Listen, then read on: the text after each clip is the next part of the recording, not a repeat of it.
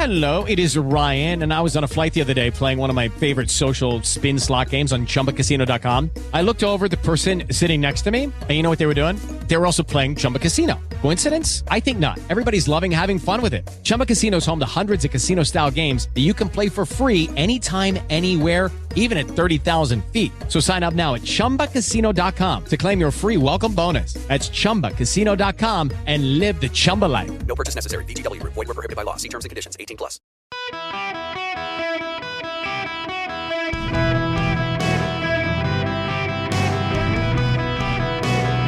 Welcome to the Eric Erickson Show podcast, Hour 2. Greetings, conversationalists. Welcome. It is Eric Erickson here across the nation. The phone number is 877-973-7425, should you wish to be on the program. Those of you in Greenville, South Carolina, listening on WORD, welcome, and I will be getting up there as soon as I can to see you guys. I'm ready to have a night at the Poinsett and sleep without being woken up in the morning by my kids stomping upstairs from me. Nonetheless, I digress. We got to talk about the NBC poll. I feel like I'm being a broken record here, but it's important to reiterate these things. There is bad data all around for Republicans and Democrats right now. I had a conversation with a friend of mine this morning. She called to talk to me about something. She says, I just feel like I am without a party these days, like everyone's lost their mind. I get that. I hear that from so many people. People are wondering what the heck is going on right now. I don't feel like I'm a Republican. I was an elected Republican. I was a political consultant for Republican candidates, local, state, and federal, was quite successful at it before I got into being a political analyst on TV and then in talk radio and couldn't do that anymore. It would have been a conflict of interest to do. So I gave it up, but I was very successful at getting Republicans elected. I don't know what the hell the Republican party stands for anymore other than opposed to Joe Biden. What does it stand for? What does it mean? What are the convictions? What are the values? I don't know. And beyond that, I see all of these worrying trends, and there are parts of both parties that are doubled down. The public says we're tired of eating poop sandwiches, and the Republicans and Democrats are like, well, let me give you some more. The public does not like Joe Biden. The public is tired of Joe Biden. The public doesn't like Donald Trump. The public is exhausted by Donald Trump. And therein lies a huge opportunity for a third party. I don't think that'll actually happen, though. Joe Biden, according to NBC's latest polling, has an approval rating of 43%. 68% say his mental and physical health are major or moderate concerns, up from 51% when he ran in 2020. By the way, the number for Donald Trump is 55% are concerned about his physical and mental health. A majority for both candidates. Chuck Todd grilled Amy Klobuchar this weekend on Joe Biden's mental and physical prowess. We got a new poll out. We asked various questions having to do with President Biden and his ability to do the job. Does he have the mental and physical health to serve? The concern among Democrats has doubled since October 2020. It was only 1 in 5 Democrats that had that concern before Election Day 2020. It's now over 40%. It's 43%. You were just with the president at the state dinner. Do you have any concerns? No, I don't. He did so well at that state dinner. I think we all saw his power at the State of the Union.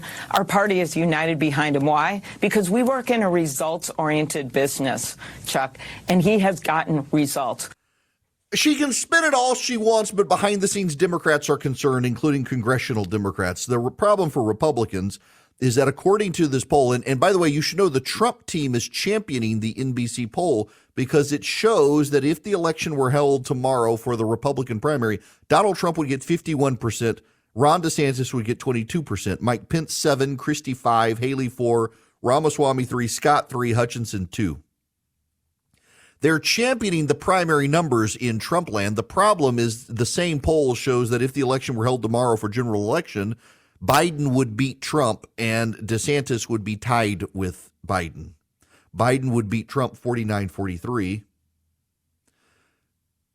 Biden and DeSantis would be tied 47-47. Among Republicans, Trump has a 65% approval, 23% negative, or 65% positive, 23% negative. DeSantis has a 60% positive, 17% negative. They're the only ones over 60% with their positive ratings. But among all voters, Biden has a 33% approval rate, 39% positive rating. Trump has a 34% positive rating. DeSantis has a 30% positive rating. The issue for DeSantis, however, is that people don't know him. People know Trump and they don't like him. He's got a 56% negative view by voters. Biden has a 48% negative view by voters. This is a red alert for both candidates. It shows deep vulnerabilities to Joe Biden if the Republicans choose to go with someone other than Trump. It's a red alert for Republicans because if Republicans do choose to go with Donald Trump, Joe Biden has the advantage. Now, look, if you're a Trump supporter and you're touting this polling showing that Donald Trump beats Ron DeSantis 51-22 in a Republican primary, you can't then pretend the poll does not exist that shows Donald Trump losing to Joe Biden. You've got to deal with that. And you can say, well, there's lots of time to go. We have a recession that's possibly coming, et cetera, et cetera, et cetera. But you got to deal with it at least. The problem overall is this, though. The American public is tired of the nonsense in Washington, and the American public is tired of both political parties serving them poop sandwiches and telling them it's tasty. And I feel like I'm beating my head against the wall on a daily basis looking at this data because it's not just NBC, it's ABC, it's the Wall Street Journal poll. It's the NBC, Wall Street Journal, ABC, Washington Post. It's the CBS poll. It's the CNN poll. It's the Fox News poll. Every major media pollster shows it. And you can say these pollsters are all wrong. Why is Trump touting them then? You can say they're all wrong. And I would tell you, but they're the ones who showed us in 2022 what was actually happening. It was the Trafalgar Group Republican pollsters that screwed it all up for us.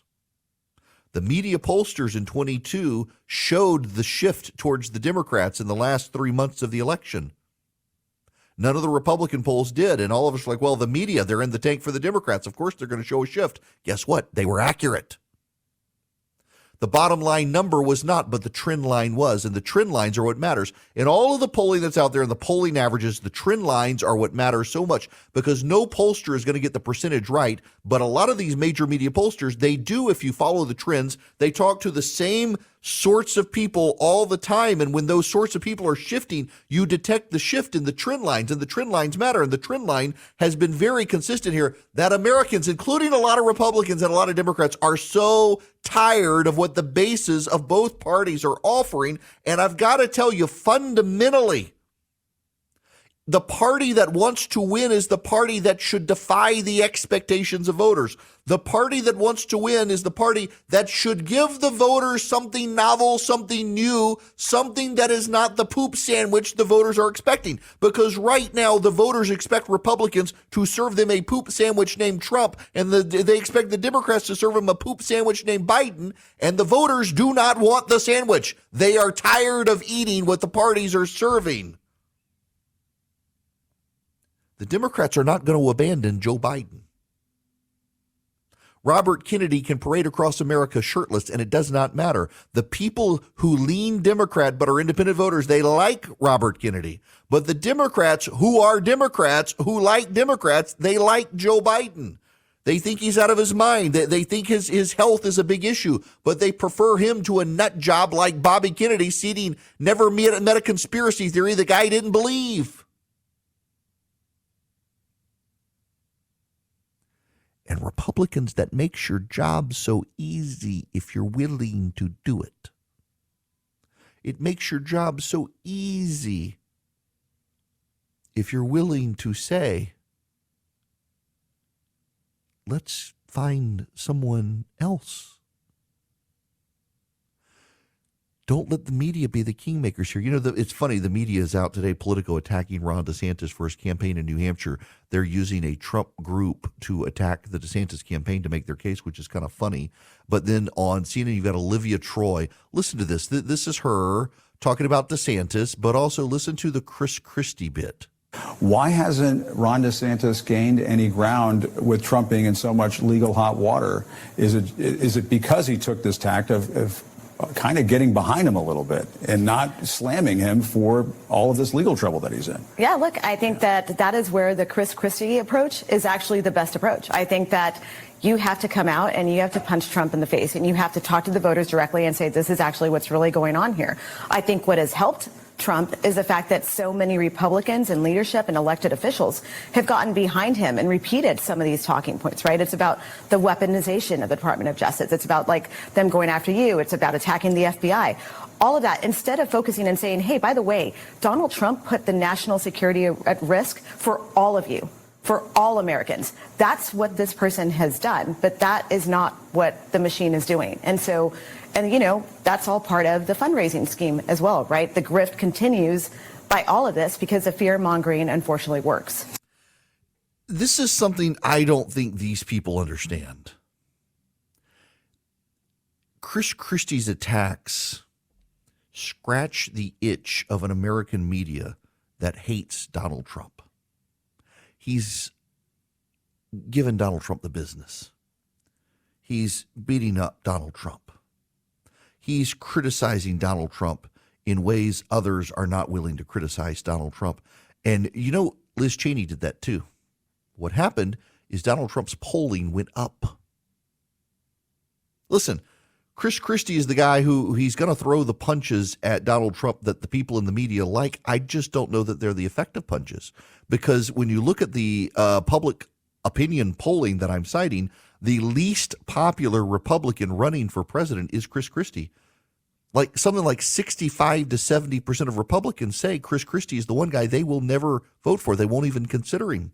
So why would they consider his attacks on Trump? The DeSantis team has not started attacking Trump. Neither really has the Pence team. They've done some. All of them have, but nothing significant. But y'all, we're in June 26th of 2023. And the media wants this to be a bloodbath. They want to change the momentum. The voting's not even starting until February, and they want it now. You've got to do it now. Go after Donald Trump now. Throw everything at him now. Why would they? By the way, I don't know if you noticed this or not, but Donald Trump's support has begun to decline. He's still around 50%, but he was higher. In the polling average, you see him starting to go down. Why? Because of the federal indictment. People thought people would circle wagons around him, and that's not actually happening. People are realizing he's starting to hemorrhage. In fact, there's a story out that when you give money to Donald Trump now, 10% is going to go to pay his lawyers. You give Donald Trump $100 today, $10 of it's going to be redirected to a PAC to pay legal bills. That's going to hurt him over time as more indictments come. And Republicans start to realize something's got to give here if we want to beat Joe Biden. Republicans, I can't make it any clearer. Just don't follow the numbers, follow the trends. And all the trends show that voters want an alternative. Voters want a fresh face. Voters want a different candidate from Trump and Biden. Whichever party gives them that different candidate is going to win. So the question is, do you want to win? Because the one guy that polling consistently shows can't beat Joe Biden is the one who leads the GOP right now. That's just the data, whether you like it or not. Don't be mad at me for pointing it out. Be mad at the data. Be mad at the voters. But I'm telling you, voters are exhausted by both parties, and they want something new. Vision Computer has over 3,000 five-star Google reviews and an average phone answer time of just 15 seconds. When you call, you won't be stuck navigating endless automated menus. A live person's going to answer the phone and help you solve your problems. You know, I run a business, and it's one reason I love the idea that Vision Computer exists, because as a business owner, you know you've got to be efficient. You got to have tech support issues resolved quickly, and you got to have your computers work. Don't let your employees suffer in silence either. They may be embarrassed or hesitant to ask for help, but with Vision support, they can get assistance they need to work more efficiently. Reach out to them. Call 404-COMPUTE or go to visioncomputers.com. In fact, if you call them at 404-COMPUTE, ask for the Eric Erickson special when you call. They're not going to have it on their website. It's just for you guys listening. Call 404-COMPUTE today. Ask for the Eric Erickson special. Be amazed at Vision Computer. My friends, we may sometimes disagree on issues, but we should all find common ground laughing at this. Vice President Kamala Harris's net negative rating in the NBC News poll is the lowest for any vice president in the poll's history. Let me read that again to you. Vice President Kamala Harris's net negative rating, it's negative 17%, is the lowest for any vice president in the poll's history. And now, Deep Thoughts by Kamala Harris.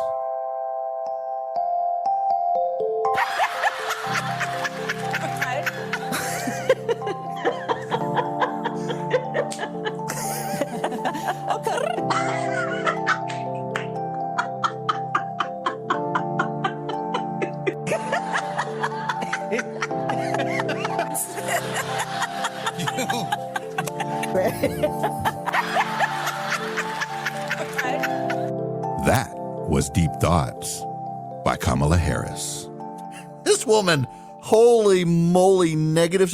The worst ratings for any vice president in the poll's history, the NBC News poll history. That is remarkable. What's even more remarkable is that Joe Biden can't get rid of her because the intersectional wokes won't allow it. I mean, he picked her to woo black women, and he got like the one black woman in America that black women don't like. But if he ditched her, well, they would come for him. And he can't. Who would he pick? Who would he swap her for? Gavin Newsom? Pete Buttigieg? We're going to get the white gay dude from Indiana replacing the black female would be a civil war within the Democratic Party. Gavin Newsom, seriously? It's remarkable that Joe Biden has done this.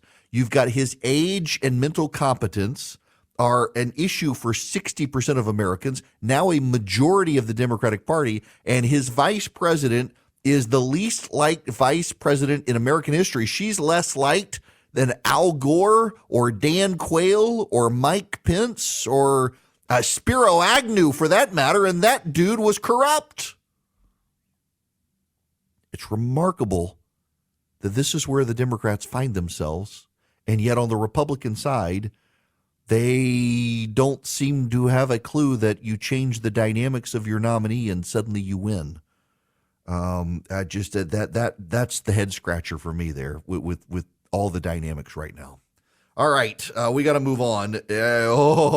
Big court case when we come back. But right now, let me tell you, Americans for Prosperity is fighting for limited government around the country. They've got 36 statewide chapters. And in the states that don't have statewide chapters, they're building movements in those states, and they want you a part of it. And all you have to do is go to americansforprosperity.org/ERICK and sign up to be a member of Americans for Prosperity. They'll teach you how to be a grassroots activist.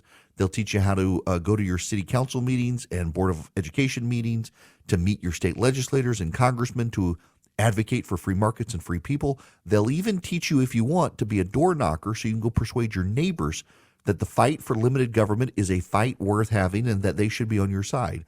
All you got to do is go to americansforprosperity.org/ERICK. americansforprosperity.org/ERICK.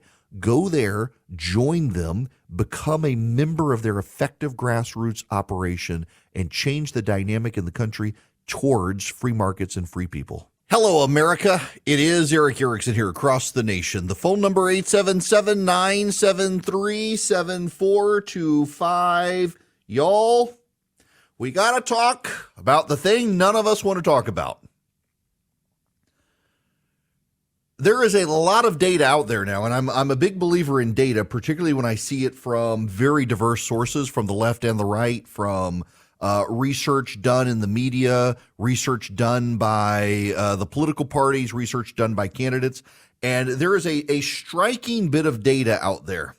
The Democratic data has shown it. The Republican data has shown it. The candidate data from various campaigns have shown it. And I know, working in the media, that even a lot of media research has shown this, that people do not want to, regardless of their views, people do not want to talk about and are tired of considering 2020 as a stolen election, which was one of the most remarkable things about the Trump interview with Bret Baier last Monday, was when Bret Baier asked him how he was going to win back independent suburban voters, and he went off on the 2020 stolen election stuff, that even the Trump campaign data shows voters are tired of talking about it. Even the ones who believe it was stolen are tired of talking about it, which means right now we must talk about the 2020 election. No. Seriously, there's actually a very big case that has dropped, a huge decision dropped from Judge Ketledge. Judge Ketledge is a Trump-appointed judge on the Sixth Circuit Court of Appeals. It was Judge Ketledge's appointment that shifted that court to the right. It's now a conservative court. And there was a case there involving Lynn Wood and Sidney Powell over the Scott Hagerstrom and other well-known people. And in the case, the district court assumed or filed sanctions against them. So there's something called Rule 11. You need to understand Rule 11 because Rule 11 is the big rule. There's something called the Federal Rules of Civil Procedure. When you're in law school, you have to take a class on the Federal Rules of Civil Procedure. If you go to court, in federal court, you have to follow the rules of civil procedure, or you get in a lot of trouble. Rule 11 is the big rule. It regards what you do, the signatures you put on documents, what must be signed, how it must be signed, the information that must be included. And there's this, Section B. By presenting to the court a pleading, written motion, or other paper, an attorney or unrepresented party certifies that to the best of the person's knowledge, information, and belief, formed after an inquiry reasonable under the circumstances. 1, it is not being presented for any improper purchase, such as to harass, cause unnecessarily delay, or needlessly increase the cost of litigation. 2, the claims, defenses, or other legal contentions are warranted. 3, the factual contentions have evidentiary support. And 4, the denials of factual contention are warranted on the evidence. And then there's Section C. The court may award an attorney, law firm, or party to show cause why conduct specified, described in the order, has not violated Section 11B and can impose sanctions. In other words, if you file a lawsuit, a complaint, a motion, anything in federal court, and you have no reasonable belief to claim the things that you say, the court can, on its own or by motion, sanction you. And those sanctions can include paying the attorneys and the court costs on the other side. In this case, 3 voters and 3 Republican nominees to the Electoral College in Michigan brought a lawsuit to overturn the results of the state's 2020 presidential election. The complaint alleged that Republican election challengers had been harassed and mistreated during vote counting at the TCF Center in Detroit, a violation of Michigan law. But the complaint also alleged that there was an international collaboration with origins in Venezuela, extending to China and Iran, and including state actors in Michigan itself, that had succeeded in generating hundreds of thousands of fraudulent votes in Michigan, thereby swinging the state's electoral votes to Joseph R. Biden. Many of those allegations, particularly the ones concerning Dominion voting machines, were refuted by the plaintiff's own exhibits. Other allegations arose from facially unreliable expert reports, still others were simply baseless. The district court found the entirety of the plaintiff's complaint sanctionable and ordered all the plaintiff's attorneys, jointly and severally, to pay the defendants and the city of Detroit's reasonable attorney's fees. Judge Ketledge is a Donald Trump appointee, one of the ones he was very proud of, and Judge Ketledge is the one who wrote this opinion. He says that the judge who sanctioned Lynn Powell and Lynn Wood and Sidney Powell got something wrong, that he sanctioned them because he relied on some of their public statements not made in court. And the judge says that's wrong. You can't sanction a lawyer for statements made outside of the courtroom that do not impact the case. But otherwise, they decided the sanctions were appropriate, and they began to break down the evidence in the court. And it's really damning. And I bring this up not to relitigate 2020, but to point out that, as I have said all along, some of the claims made, particularly about the Dominion voting system machines things, defied reality itself. And what Judge Ketledge, a Trump-appointed judge, says is, yes, there was no reasonable basis in Michigan to allege the things that Sidney Powell and Lynn Wood and others were alleging. According to the plaintiffs, the election fraud began with the election software and hardware from Dominion voting systems. Counsel devoted 61 paragraphs of the complaint to the allegations about Dominion. The paragraphs make out the following theory. Foreign oligarchs and dictators founded Dominion in order to help Hugo Chavez manipulate Venezuelan elections, that Dominion accordingly designed its software to include hidden ballot stuffing features, and that foreign states, along with Michigan's governor and secretary of state, then exploited those features in the 2020 election. The sole evidentiary support for the allegations was the Dominion whistleblower report, allegedly authored by an unnamed, quote, adult of sound mind, end quote, who purported to be a former member of Chavez's National Guard. But the whistleblower report itself says nothing about Dominion. Instead, it describes a conspiracy between a company known as Smartmatic and the Venezuelan government. Smartmatic is not Dominion any more than General Motors is not Ford. The report alleges Dominion relies upon the software that is descended from the Smartmatic election management system. But the complaint's allegations that Dominion was founded as part of this conspiracy were entirely baseless, and the district court was right to sanction them. There is no relationship down to the software. They also claim Dominion's voting system, and this is the one I really want you to pay attention to. They also allege Dominion's voting systems were easy to hack and impossible to audit. By way of background, according to a journal article plaintiffs attached, modern election management systems come in three kinds. There's the hand-marked paper ballot system, in which voters manually complete a blank ballot, and then it's tabulated. Another is a ballot marking system. Voters make their election on a touchscreen and receive a printed marked ballot that is then taken to a scanner. And then there's the all-in-one system, a simple machine that marks, scans, tabulates, and there's no paper audit trail. The problem regarding Michigan's voting system, simply enough, is that they covered different kinds of systems than the one Michigan used. As any Michigan voter could have told the lawyers for the president, Michigan uses a hand-marked ballot system, which one of the plaintiff's own exhibits said is the only practical technology for contestable, strongly defensible voting systems. The plaintiffs attached the article in support of their criticism of Michigan's voting system, and it illustrates how poorly understood they knew Michigan's system, because Michigan used the very system they claimed Michigan did not use.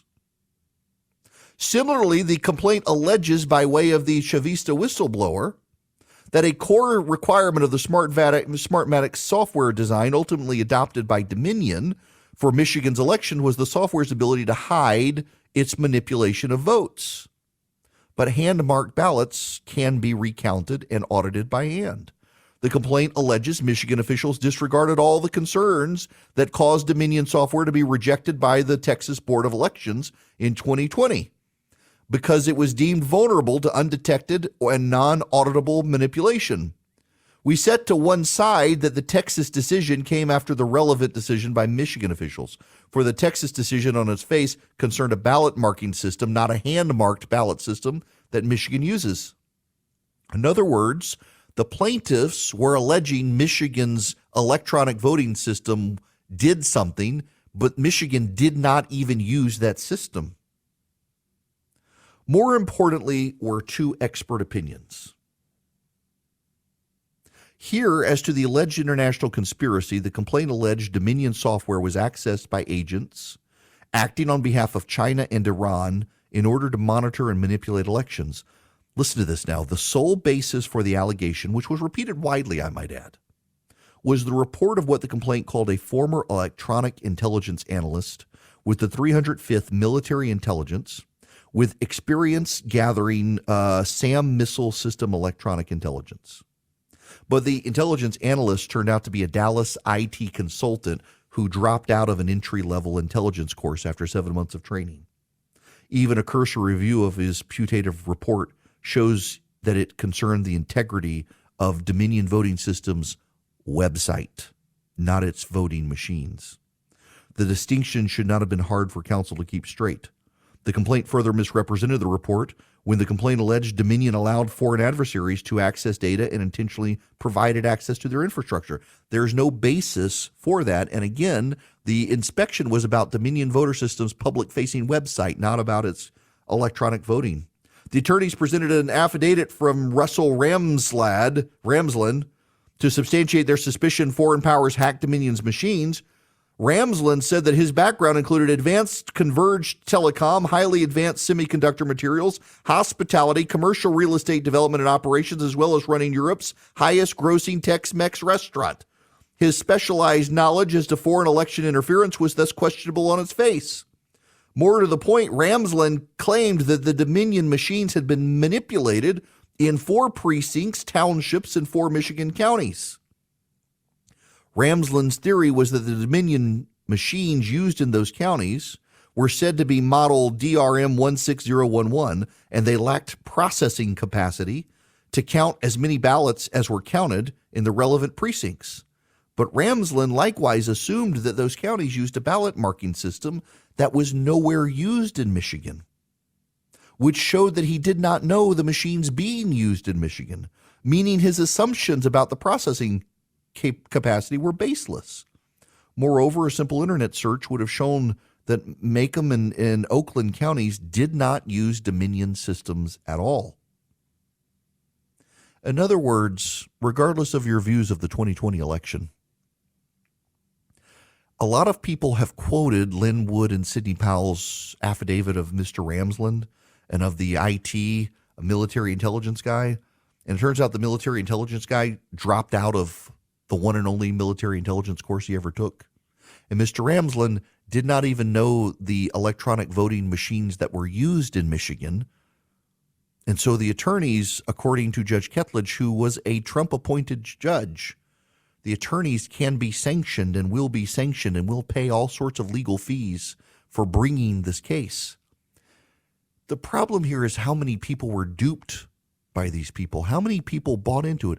There are plenty of grounds to claim impropriety in 2020. There are plenty of other aspects of it, but this was never one of them. One of my other favorites in this complaint is they say that a woman saw a van pull up and that the van, that there were ballots carried out and that there was a big wave of absentee ballots. And the judge points out that the woman saw the van pull up. She never saw ballots come out. They just extrapolated it. But she never claimed to have seen them bringing out absentee ballots. They just extrapolated that as to what happened. They made an allegation and they couldn't back it up. And so they're going to get slammed by this court. Regardless of how you think about 2020, whether you think it was stolen or not, it's important to understand that the Dominion voter system complaints were always nonsense. And this Trump-appointed judge points out just how nonsense they are. In the complaints about Michigan, they couldn't even get the types of machines accurate. They said Michigan used a particular type of machine that Michigan did not even use. That's how bad the claims were, out of touch with reality. Now, I want you to be in touch with reality, particularly the reality of this current environment and economic circumstances. You may want to talk to Advantage Gold because of it. 800-450-2566. That's their phone number. They're TrustLink's #1 highest rated gold company 7 years in a row. They got the best team. They've got the best service. They've got fantastic IRA support. And in fact, the IRS requires you to comply with certain rules if you use precious metals as part of your portfolio. Advantage Gold, if you call them at 800-450-2566, can send you their free gold IRA investment kit to help you comply with those IRS rules. The phone number is 800-450-2566. Call Advantage Gold. Tell them I sent you. Talk to them. They are not gimmicky. They're educational. They think that if they can educate you, give you straight advice, that you might do business with them. So check them out. 800-450-2566. Hello there. It is Eric Erickson here. The phone number 877-973-7425. If you want to be on the program, I don't want to rehash the 2020 election with you guys. I wanted to call your attention to that lawsuit because I think it's really important that particularly that Dominion stuff be disabused, and it was a Trump judge who did it. But we are going to move on, and I got to play you this audio. This is the Pride Parade in New York City. Listen to see if you can hear what they're saying, the drag queens and the activists.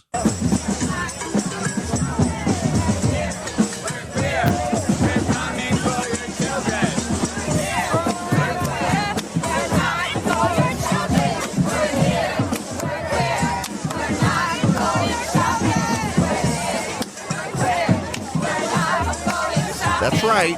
We're here. We're queer. We're coming for your children. Ladies and gentlemen, I would submit to you that when parents hear that, they're going to take these people seriously. And I would suggest to you it is not a wise thing for them to do. They might want to reconsider that sort of cheer. With the Lucky Land Slots, you can get lucky just about anywhere. This is your captain speaking. We've got clear runway and the weather's fine, but we're just going to circle up here a while and get lucky. No, nothing like that. It's just these cash prizes add up quick. So I suggest you sit back, keep your tray table upright, and start getting lucky. Play for free at LuckyLandSlots.com. Are you feeling lucky? No purchase necessary. Void where prohibited by law. 18+ terms and conditions apply. See website for details.